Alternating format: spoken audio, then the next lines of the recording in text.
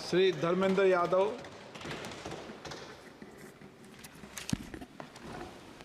धन्यवाद अध्यक्ष जी।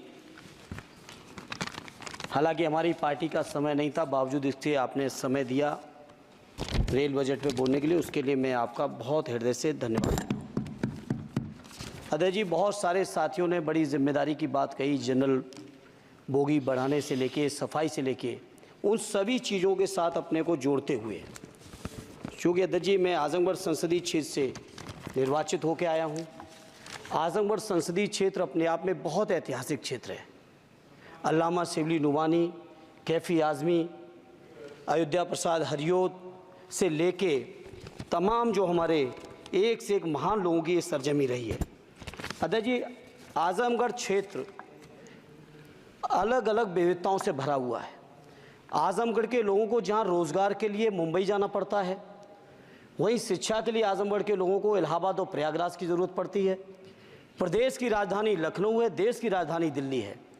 इसलिए मैं अपनी ओर से अपने क्षेत्र के लिए आजमगढ़ से मुंबई, जो कोरोना से पहले, माननीय मंत्री जी ध्यान दे दें, कोरोना से पहले आजमगढ़ से मुंबई एक रेल चलती थी जो कोरोना काल से बंद चल रही है। हमारा अनुरोध है कि उस रेल को न केवल वो साप्ताहिक थी, उस रेल को हर दिन के लिए शुरू किया जाए, बल्कि साथ ही साथ आजमगढ़ से लखनऊ, आजमगढ़ से इलाहाबाद, जहाँ पे इंटरसिटी से डेली लोग आवागमन कर सकें, आ जा सकें, उसके लिए इस ट्रेन को भी शुरू कराने की कृपा करें। साथ ही साथ अध्यक्ष जी, आजमगढ़ से दिल्ली जाने का केवल एकमात्र जरिया कैफिया ट्रेन है, और कैफिया ट्रेन के में बैठने का टाइम तो सुनिश्चित है, लेकिन कब पहुंचेंगे इस बात की कोई भी जिम्मेदारी और गारंटी नहीं है। इसे मंत्री जी मैं आपसे अनुरोध करूंगा कि आजमगढ़ से दिल्ली के लिए एक नई रेल लाइन, नई रेल ट्रेन शुरू करने की कृपा करें। मैंने जनरल बजट की चर्चा में भी जिक्र किया था, आजमगढ़ से बनारस से बायां आजमगढ़ गोरखपुर तक नई रेल लाइन का बड़ा प्रचार किया गया अध्यक्ष जी।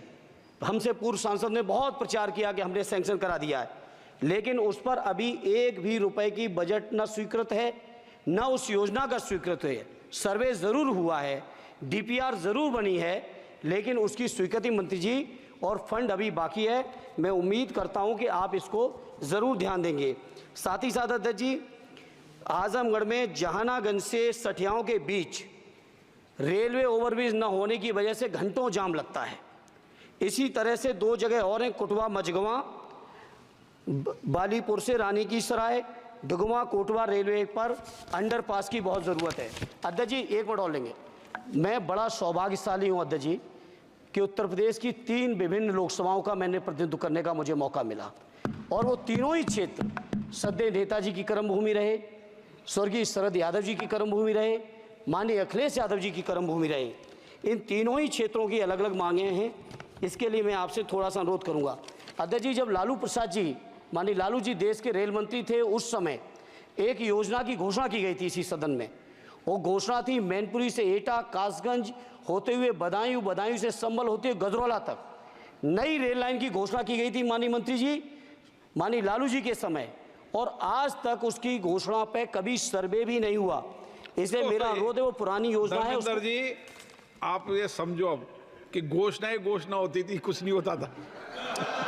नहीं, उसके बाद 10 साल से तो आप भी हैं, 10 साल से ये भी हैं अध्यक्ष जी, ऐसा नहीं है 10 साल से ये भी बैठे हैं। चूंकि हमारी पार्टी के पास समय कम है, इसलिए हम उसको ज्यादा लंबा नहीं कहेंगे। दूसरा, मैनपुरी से घोषणा नहीं की थी, घोषणा उन्होंने की तो थी। पूरा करना इनकी भी जिम्मेदारी है कि अध्यक्ष जी विभाग नहीं बदल गया है, भारत सरकार की जिम्मेदारी है। आज जो ये मंत्री जी घोषणा करेंगे, अगले मंत्री की जिम्मेदारी बनेगी, अगले मंत्री की जिम्मेदारी बनेगी।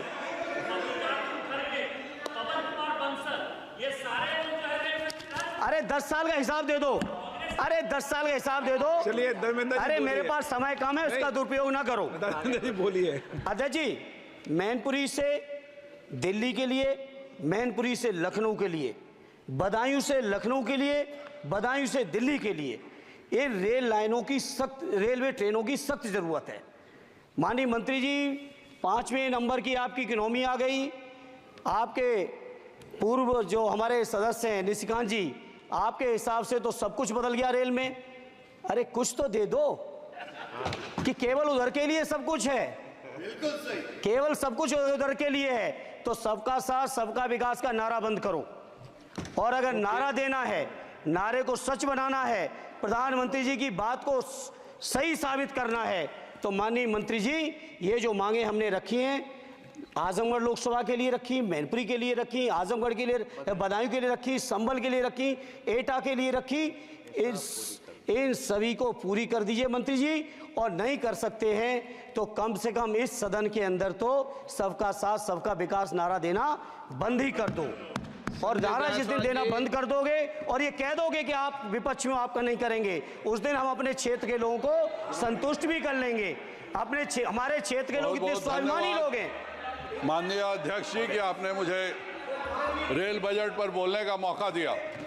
मैं माननीय प्रधानमंत्री जी और माननीय रेल मंत्री जी को बहुत बहुत लाइट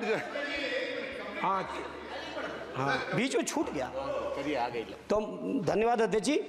मैं कहता हूं कि जो मांगे की हैं तीनों ही क्षेत्रों की, उत्तर प्रदेश की जनता की, उसको माननीय मंत्री जी पार्टी से ऊपर उठकर सबके साथ और विकास के लिए पूरा कर दें। आपकी बहुत बहुत मेहरबानी होगी, नहीं तो ये नारा बंद करो। बहुत बहुत धन्यवाद। संजय जायसवाल जी, बहुत बहुत धन्यवाद अध्यक्ष।